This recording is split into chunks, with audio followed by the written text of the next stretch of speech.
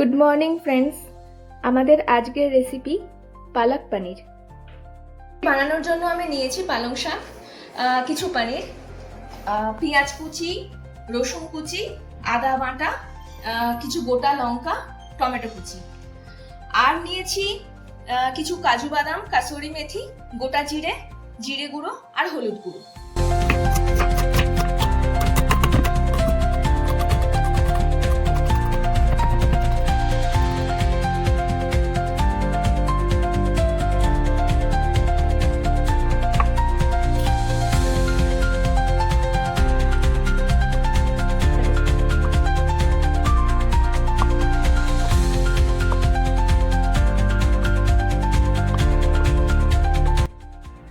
পালং শাকটা সিদ্ধ করার জন্য গরম জলে প্রথমে একটু নুন দিয়ে নিলাম, আর তারপরে কাজু বাদামগুলো দিয়ে দেবো।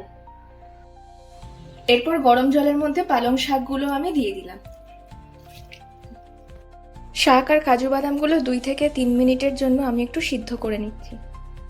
এরপর পালং শাকগুলো সিদ্ধ হয়ে গেছে মোটামুটি। এবার এগুলোকে আমি হালকা বরফ ভেজানো জলে ঠান্ডা করে দিচ্ছি।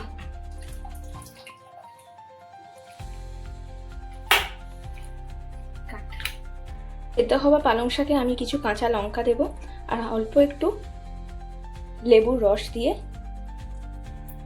পুরোটা আমি পেস্ট করে নেব। সুন্দর একটা পেস্ট রেডি হয়ে গেছে। তাওয়ার মধ্যে দিয়ে দিচ্ছি ঘি। পুরো রান্নাটা আমি ঘি আর সাদা তেল দিয়ে করছি। ঘিটা গরম হয়ে গেলে আমি তার মধ্যে দিয়ে দেবো গোটা জিরে। এটা একটু ভাজা হয়ে গেলে এটার মধ্যে কুচনো রসুন আর বেটে রাখা আদাটা দিয়ে দিচ্ছি।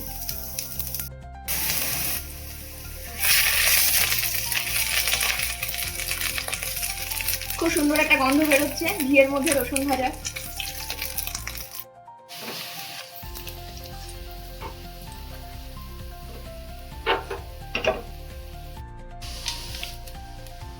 এবার এটার মধ্যে কুচিয়ে রাখা পেঁয়াজগুলোও দিয়ে দেবো।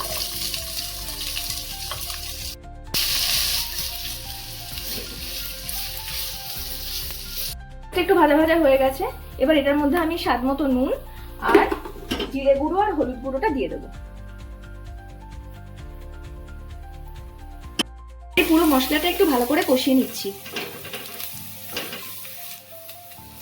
কষে এলে এর মধ্যে আমি টমেটোগুলো দিয়ে দিচ্ছি।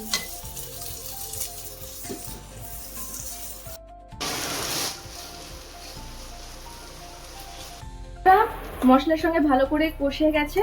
এবার আমি পালং শাকের পেস্টটা এখানে দিয়ে দিচ্ছি।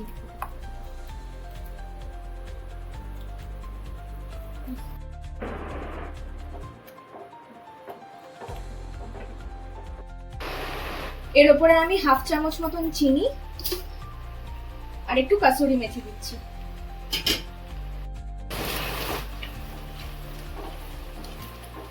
এরপর আমি সব পনিরগুলো এখানে অ্যাড করে দিচ্ছি।